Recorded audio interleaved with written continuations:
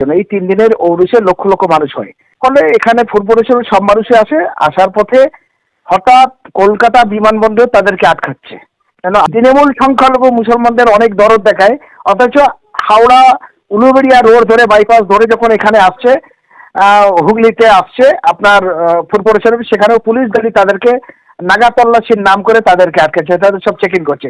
অর্থাৎ সমস্ত লোক টুপি পরে আছে, পাঞ্জাবি পরে আছে, গাড়ির সামনে লেখা রয়েছে ফুরফুরা শরীফ চলো, তারপরেও তাদের নাগা তল্লাশির নাম করে তাদেরকে হ্যারাসমেন্ট করা হচ্ছে। কালকের সন্ধ্যে থেকে আটকে রেখেছে তাদের দিব্যি। হ্যাঁ, দমদম থানায় আটকে রেখেছে, অথচ দমদমেই বাড়ি, বিমানবন্দরের পাশেই বাড়ি সিদ্দিকুল্লাহ চৌধুরী, তিনি জমিয়তের রাজ্য সভাপতি, তিনি তৃণমূলের লাইব্রেরি দপ্তরের মন্ত্রী, তার মুখে কোনো কথা নেই, পৌঁছাতে পারেনি এখনো পর্যন্ত। তবে যাতে আসতে পারে তার জন্য প্রশাসনিক লেভেলে আমাদের ফুরফুরা শরীফ থেকে কিছু লোক গেছে। ঠিকই কথা বলেছে, কথা বলেছে। কেন্দ্র সরকার একের পর এক মন্দির নিয়ে উদ্বোধন করছে।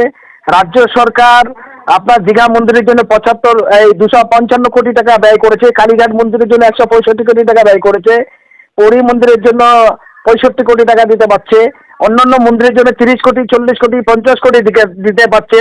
আর পশ্চিমবঙ্গে 11 কোটির মধ্যে 4 কোটি সংখ্যালঘু মুসলমানরা বসবাস করে, তাদের জন্য 40 কোটি, 50 কোটি, 200 কোটি, 250 কোটি তো আলাদা কথা, 325 কোটি টাকা খরচ করেছে গঙ্গাসাগরের মেলার জন্য।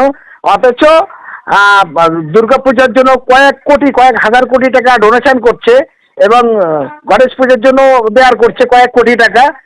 আর সংখ্যালঘু মুসলমানদের জন্য কোথাও কোনো মসজিদ, কোথাও কোনো মাদ্রাসা, সংখ্যালঘুদের কোনো প্রজেক্টের জন্য পশ্চিমবঙ্গ সরকার বা কেন্দ্র সরকার কোটি কোটি তো দূরের কথা, 10 লাখ টাকা ডোনেট করেছে, খরচা করেছে, এরকম কোনো নজির আমাদের চোখে অন্ততপক্ষে নেই। খবর পাচ্ছি যে আসাম থেকে কিছু মানুষ আসছিল ফুরফুরা শরীফের উদ্দেশ্যে, তাদেরকে বাধা দেওয়া যায়, এই বিষয়ে আপনি কি বলবেন? দেখুন,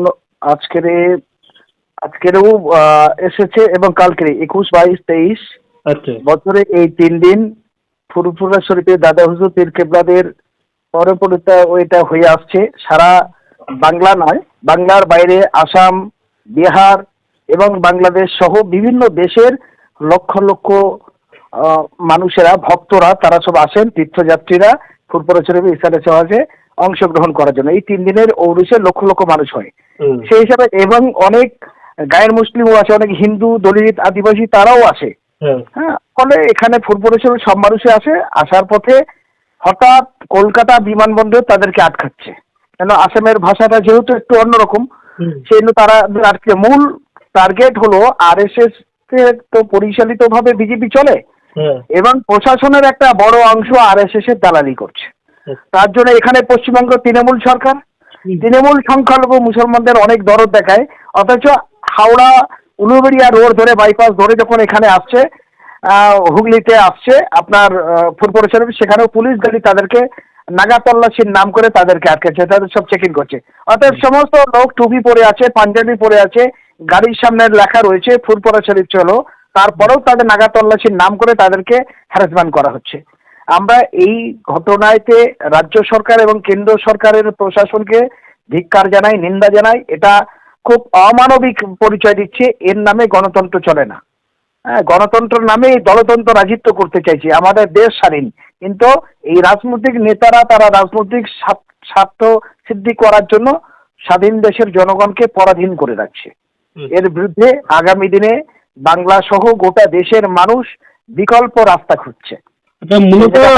মূলত যারা আটকাচ্ছে তারা কি বলতে চাচ্ছে, প্রশাসন কি বলতে চাচ্ছে, যাওয়া যাবে না? তারা যাওয়া যাবে না, অর্থাৎ কালকের সন্ধ্যে থেকে আটকে রেখেছে তাদের দিব্যি। হ্যাঁ, দমদম থানায় আটকে রেখেছে, অথচ দমদমেই বাড়ি, বিমানবন্দরের পাশেই বাড়ি সিদ্দিকুল্লাহ চৌধুরী, তিনি জমিয়তের রাজ্য সভাপতি, তিনি তৃণমূলের লাইব্রেরি দপ্তরের মন্ত্রী, তার মুখে কোনো কথা নেই। কলকাতা হাইকোর্টের বিচারপতি অভিজিৎ গঙ্গোপাধ্যায় অনেক ভালো কথা বলতেন, ভালো রায় দিতেন। আজকে মুসলমানদের সঙ্গে ব্যভিচার হচ্ছে, অত্যাচার হচ্ছে, মুসলমানদের বিভিন্নভাবে আটকাচ্ছে, জয় শ্রীরাম জোর করে বলানো হচ্ছে, গরু মাংসর নাম করে হত্যা করা হচ্ছে। অথচ মুকেশ আম্বানির ছেলে, এত শিল্পপতি, অমিত শাহর ছেলের বন্ধু, তারা এই গরুর মাংসর ব্যবসা করে কোটি কোটি টাকার মালিক হচ্ছে।